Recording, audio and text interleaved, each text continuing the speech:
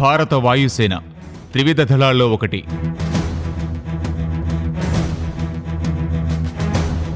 Indian army, Indian నేవీతో కలిసి పనిచేస్తూ ఆకాశ మార్గంలో శత్రు సైన్యాలను చీల్చి చెండాడే కీలక విభాగం. భారతదేశంపై యుద్ధానికి కాలుదువ్విన శత్రు సైన్యాలను ఎదుర్కోవడం, దేశ రక్షణకు అన్ని వేళలా సిద్ధంగా ఉండడం ఈ విభాగం ప్రత్యేకత. బ్రిటిష్ పరిపాలన ఉన్న రోజుల్లోనే వాయుసేన ఆవిర్భవించింది.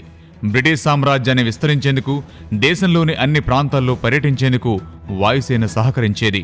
1932 అక్టోబర్ 8న వాయుశక్తిగా ఈ విభాగం ఆవిర్భవించింది.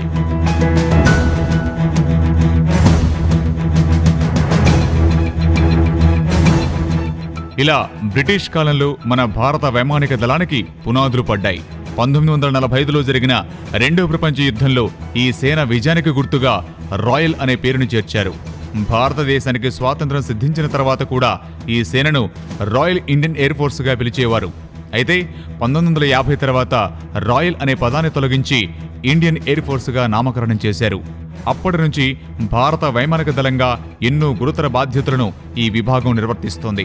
పాకిస్తాన్, చైనా పీపుల్స్ రిపబ్లిక్తో జరిగిన యుద్ధాల్లో వాయుసేన ప్రతిభను చాటింది, దేశానికి విజయాన్ని తెచ్చిపెట్టింది. ఇక స్వదేశంలోనూ ఎన్నో సందర్భాల్లో ఎయిర్ ఫోర్స్ కీలకంగా నిలిచింది. Goa, operation Meghdoot, operation cactus, Poomalai ఆక్రమణ వంటి అనేక సందర్భాల్లో శత్రువులను మట్టి కరిపించింది.